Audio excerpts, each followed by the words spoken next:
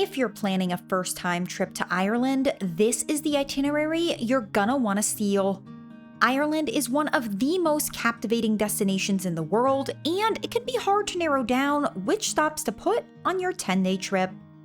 I've been visiting here for over a decade, so don't worry if you're new to the planning process. I'm gonna walk you through each day, stop by stop, with all of the tips, tricks, and insider advice that you will need. By the end of this video, you will feel totally confident and excited to book the Ireland trip of your dreams. Are you ready? Let's get started. To begin your itinerary, you're going to be flying into Dublin Airport, which is the largest airport in Ireland and offers some of the most affordable flights in the country. This is also where you will pick up your rental car, which, yes, you will need to rent a car to complete this 10-day Ireland itinerary. You will be driving on the left side of the road, so this will be the opposite of what many of you are used to, but rest assured it's not hard, but it does require paying attention and staying focused. I do recommend renting an automatic car, which is a bit more expensive than a manual vehicle, and it's totally worth it if you're not used to driving on the left side. Roads in Ireland are well maintained, but they can be very narrow in some parts, so I recommend driving carefully, but otherwise this is entirely doable. You don't need to be afraid, and renting a car is hands down the best way to see the country. Your Irish adventure will start along Northern Ireland's Causeway coast. This part of the country is super underrated, and I love that you can see so many sights all in one area. Many flights arrive into Ireland super early, and I like to hit the ground running so I have a full day to explore. You're gonna say goodbye to Dublin Airport and start the drive up to Northern Ireland, and if you're following this itinerary, make sure to tell your rental car agency that you'll be taking the vehicle across the border, as Northern Ireland is actually part of the UK, so they need to be notified. Our first stop is to pick up some goodies at the Shelbourne Bakery, which is along the way in the town of Newry. This is one of my favorite bakeries in all of Ireland and the perfect pick-me-up for the 3-hour drive up to the Causeway coast. After you've gotten a few treats, continue about 2 hours north until you come to the Dark Hedges, which is a truly iconic landscape in Northern Ireland that was used as a filming location for the TV show Game of Thrones. This is an avenue of beech trees that line the road and form a spectacular tree tunnel that you can walk down. Up next is Mussenden Temple, which is about 30 minutes away from the Dark Hedges and offers spectacular views of the ocean. The temple sits right on the cliff and dates back to 1785, and while you're here, you should walk around and explore the other ruins on the property. When you're finished at Mussenden Temple, head down the hill to visit the beach that you were just looking at from above. This is Downhill Strand, and it's one of the best beaches in Northern Ireland. You can even drive your car on it, and parking here is free. Our next stop is going to be this incredible overlook along the coast where you can see views of the Wishing Arch and the beautiful cliffs around you. This is a quick stop, and you will probably be fairly tired at this point, but I do think it's worth it. I mean, look at this landscape. Our final stop of the day is going to be Dunluce Castle, which is one of my favorite castles in all of Ireland. This castle was built around the 16th century and sits dramatically close to the edge of the cliff that plunges straight into the sea. It is definitely not every day that you get to see a ruined medieval castle perched on the edge of the coast. You can go on a tour of Dunluce Castle or enjoy views of it directly from the road. For day 2, we're going to be exploring the best of what Northern Ireland's Causeway coast has to offer. This is why I love this part of the country. There is so much to see and do with minimal driving between stops, so you can easily make the most of your time in the area. I also want to take a moment to mention that I think one of the biggest mistakes people make when visiting Ireland is not wearing waterproof shoes, as you'll be exploring lots of damp environments and boggy fields on this trip. You can easily get waterproof shoes online, and what you buy doesn't have to break the bank. I will drop my links to exactly what I wear in the description below. You're going to start the day by visiting something called a garden center, which is essentially what you would expect a garden center to be, except they also have the most outstanding cakes and pastries. Get the banoffee pie, you won't regret it.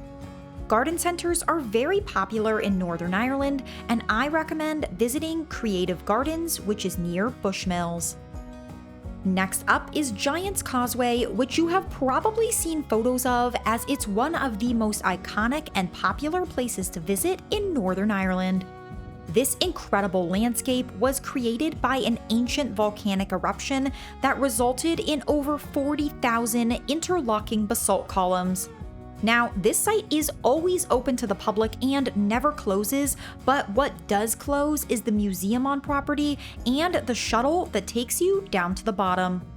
If you visit after hours, park your car and walk about 20 to 30 minutes each way until you reach Giant's Causeway, and no matter when you come, this place is worth a stop. Located just 10 minutes down the road from Giant's Causeway, you will come to Dunseverick Castle, which is one of my favorite hidden gems in this area that most people skip.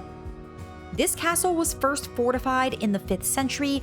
It's said that St. Patrick himself has been here, and it's completely free to visit. View the castle from the parking lot, or you can hike down the valley and up the other side to get up close and personal with the ruins, but make sure to wear waterproof shoes as the ground is very wet here.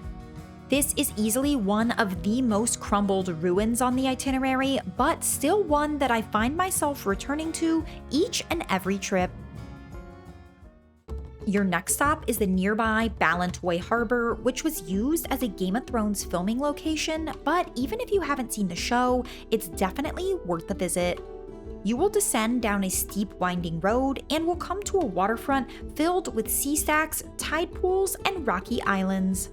Speaking of Game of Thrones, stop into Fullerton Arms and see one of the intricately carved doors that depict scenes from the show. These are scattered throughout the country and were carved out of trees from the dark hedges that fell during a storm. Up next, visit Carrick Reed Rope Bridge, which is suspended over 100 feet in the air. I do want to mention that there is quite a long walk to get out here, which I didn't realize before I visited. Now, this is exhilarating to some and terrifying to others, but certainly an unforgettable experience as the water here is completely stunning and it's so much fun. Our final stop of the day is another one of my favorite castle ruins in Ireland, which is Kinbane Castle. When you arrive, you will walk down 140 steps to get to the castle, and as you descend, you will be greeted with breathtaking coastal views.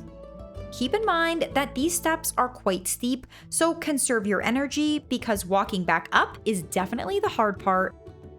Once you're at the bottom, you can explore the small castle ruin, and I highly recommend walking out to the end of Kinbane Head. In all of my visits, Kinbane Castle has never been busy, and it's a great castle off the beaten path to explore.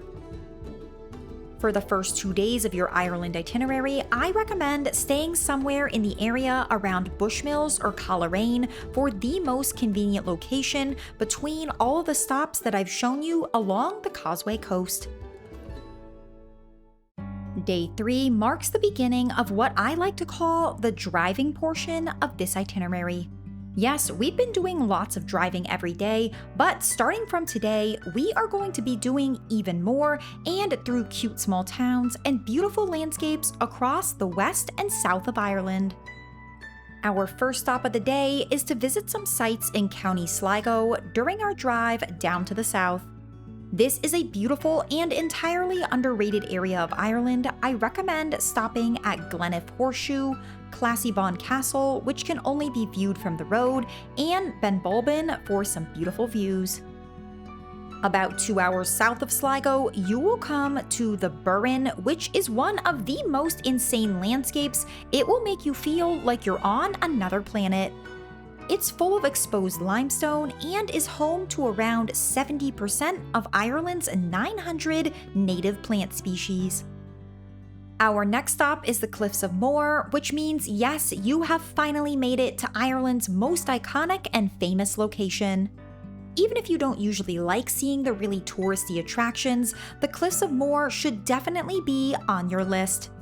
You can either stay on the visitor center property, or if you're feeling adventurous, go for a walk along the cliffs. Be very careful and never go near the edge of the cliff, but this is a must-see attraction in Ireland and for a good reason. Your last stop of the day is to visit the cute small town of Dublin, and don't forget to stop at the cute Donegal Castle along the way. There's a few shops and restaurants here, and you can even take a boat ride from Dublin Pier to see the bottom of the Cliffs of Moher from the water for a unique and different perspective. For day 3, I recommend staying near Dublin or somewhere within 20 minutes of driving in the general area. If you're enjoying this itinerary, you may love my interactive Ireland map, where I've pinned over 800 of my favorite suggestions across the Emerald Isle, and I'll drop it in the description below. Today, you'll spend the morning saying goodbye to the Cliffs of Moher and finishing up anything that you didn't get to see yesterday, and then you'll head down along the coast to the incredible Dingle Peninsula. This will be a roughly 3-hour drive without stops, and it will usher in our South Ireland exploration. What if I told you that you could see the Cliffs of Moher without all the crowds and for a fraction of the cost? Before you leave this area, you must visit Hag's Head, which is the southernmost point of the Cliffs of Moher. For only a few euros, you can park on a local farmer's land and walk on the trail for about 10 minutes out to the edge of these breathtaking cliffs, and unlike the popular viewpoints at the visitor center, the landscape here is raw and untamed, with no tour buses in sight. If you prefer solitude and lesser-known spots, Hag's Head should be on your list.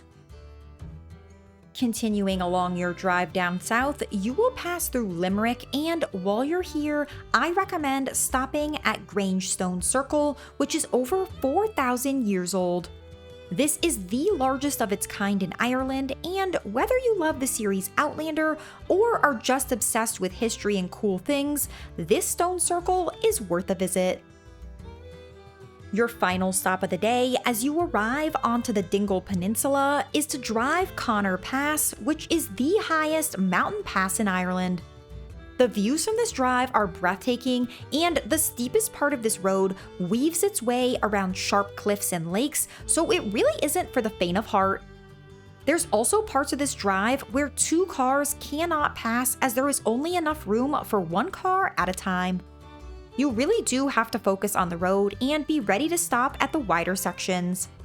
There are also 2 viewpoints that you can stop at along the way, including both a waterfall and 1 viewpoint at the very top of the pass, so if driving through a steep and winding road through the highest mountain pass in Ireland sounds like your idea of a good time, put Connor Pass on your list.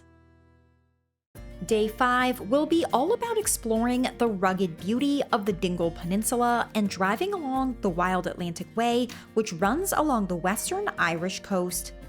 I also wanted to take a moment and caution you against doing too much in one trip. This itinerary is packed with tons of incredible activities, but please do not spread yourself too thin. Everything I'm sharing is just a guide, and I highly recommend that you add or subtract from it as needed to fit your own comfort levels. Start the day by exploring the cute small town of Dingle, which is so colorful. There's a variety of shops and restaurants here, and the town is very walkable, which makes it easy to explore. Next up, you're gonna drive Slayhead Drive, which has a variety of stops, which I will break down for you. There are so many beautiful places to see along this drive, and I recommend allotting at least half a day to complete this 30-mile long ring road at the tip of the Dingle Peninsula. This is a small scenic road. It takes around 1 to 2 hours to drive through without any stops, and for the purpose of this itinerary, we will be going in the clockwise direction. There are a variety of ring forts that you can see along the coast, and if you want to see my favorite part of the drive, put Cross at Slayhead on your GPS. This part of the road is truly breathtaking with stunning scenery. Continuing clockwise down the road, you will come to this amazing beach that's worth a stop. You can park your car and walk down to the beach or view it from above. These rocks located at this beach were actually a Star Wars filming location, and they're pretty cool to see. Our next stop is one of my favorites and one of the most iconic things to do in the Dingle Peninsula, which is to visit Duncan Pier, which is used to ferry visitors and supplies over to the nearby Great Blasket Islands. There are a variety of famous photographs taken of this location, and the views here are stunning from both the top and the bottom. This is a great stop for anyone, but especially for those who love photography and unique landscapes. Finally, don't forget to pull over at this epic viewpoint where you can see both the rugged and rocky landscape and beautiful views out over the ocean. This was also used as another Star Wars filming location, and there's a great beach nearby. For day 4 and 5, I recommend staying somewhere along the Dingle Peninsula, and I honestly love staying near Dingle Town for convenience. Since this area is so rural, accommodations get booked up early, and if you wait until the last minute, prices are incredibly high, so make sure to prepare this part of your trip in advance to ensure that you have a place to stay. For day 6, you're going to be driving the famous Ring of Kerry, which is one of the most popular and touristy drives in Ireland, but for a good reason, as there's so much to see and do along this circular driving route. For the purpose of this itinerary, you will be driving the Ring of Kerry in a counterclockwise direction. Start the day by exploring the town of Killarney, which is adorable with cute, colorful buildings and lots of history, and then head out to Killarney National Park, which is filled with jaw-dropping scenery. For some incredible views, make sure to visit the Gap of Dunlow, which looks like something out of Lord of the Rings. Our next stop is Skellig Michael, which requires lots of planning, advanced bookings, and the blessing of good weather. This is an epic and historic island located 7 miles off the coast of the Ring of Kerry, and it's a total bucket list destination. The tickets for the boat that take you out to Skellig Michael sell out very quickly and well in advance, but if you get lucky and you are able to book some, you will want to rearrange day 6 of your trip to accommodate visiting Skellig Michael during your assigned tour time. When you arrive, you will climb over 600 stone steps and walk the same path that ancient monks climbed over 1,000 years ago. Once you're at the top, you're greeted with spectacular views. These steps are very steep, so take this into consideration when booking a Skellig Michael landing tour, and although this place does require advanced planning, it sure is a memorable experience. If you didn't get tickets to Skellig Michael, or you have no desire to climb a ton of stone steps, don't worry, there are still tons of incredible places, and the next one is right down the road where you can visit Kerry Cliffs.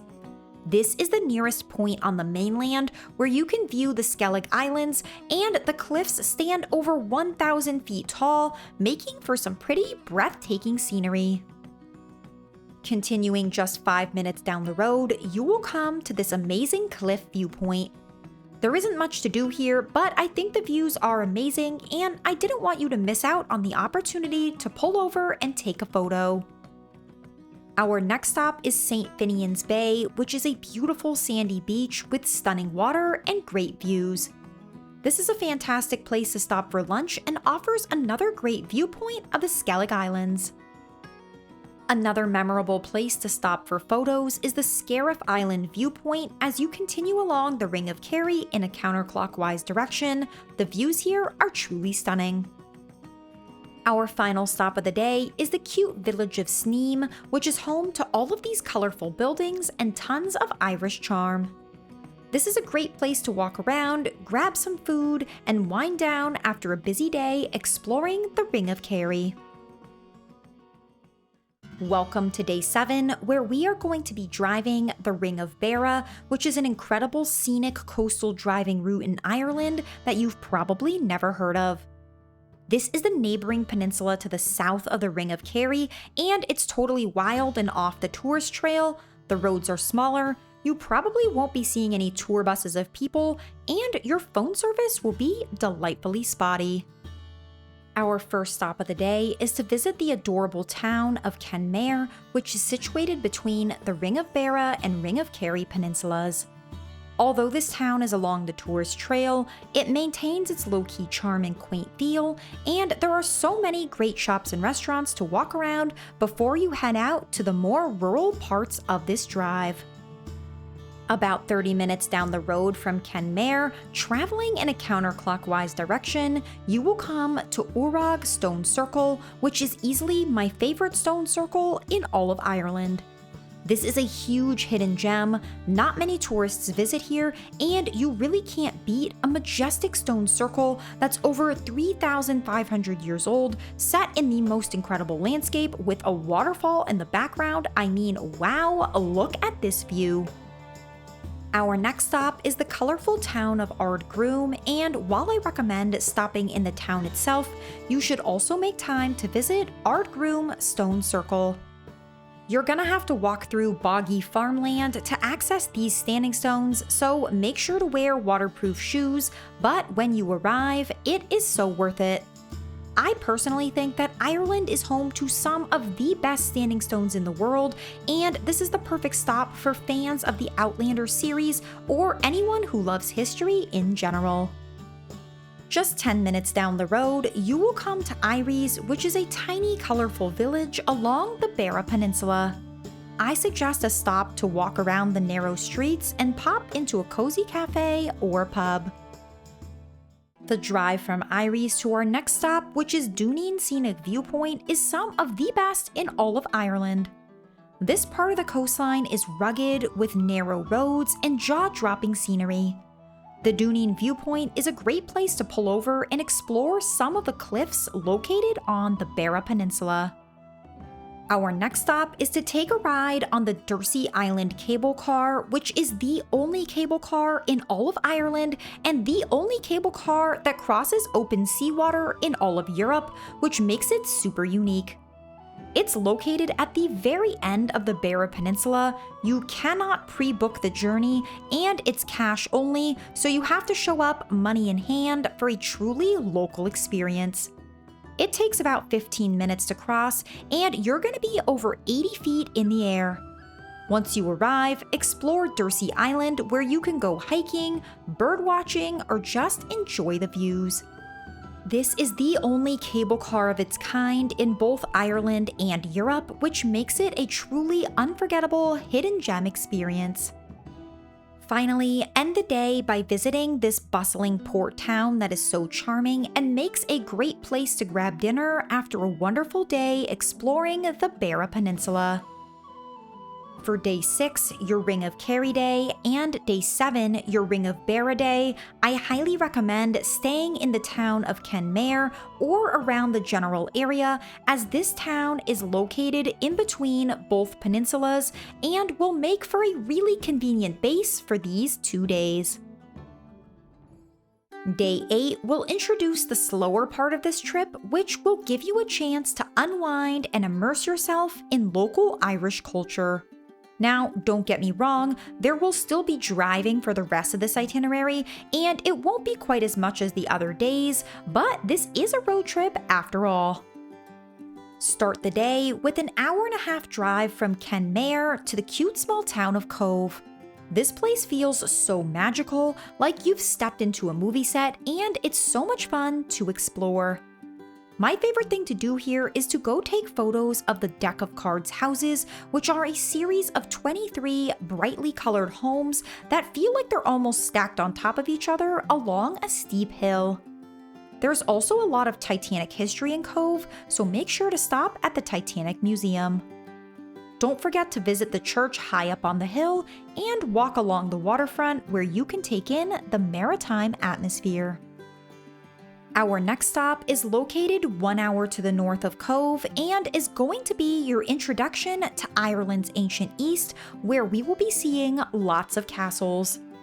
Welcome to Lismore, which is a historic town that you must explore. I highly recommend a visit to Lismore Castle, and if you go between March and October, you can visit the stunning Lismore Castle Gardens. There are upper and lower portions to these gardens with tons of stunning flowers and even a tunnel of ancient yew trees. When you're done exploring the castle gardens, I recommend walking outside the walls for another unique viewpoint from the nearby bridge over the River Blackwater, and keep in mind this can be done any time of year. Don't forget to spend some time walking around the charming town of Lismore itself, as it's historic and beautiful. If you love castles and hidden gems, then you're really going to love visiting Ballysaggart Towers, which are located less than 10 minutes away from Lismore. This place is amazing and super underrated, and to get here, there's an easy 2-kilometer or slightly over 1 mile long walk that will bring you to visit 2 ornate castles that were built in 1835 as entrance gates for an estate.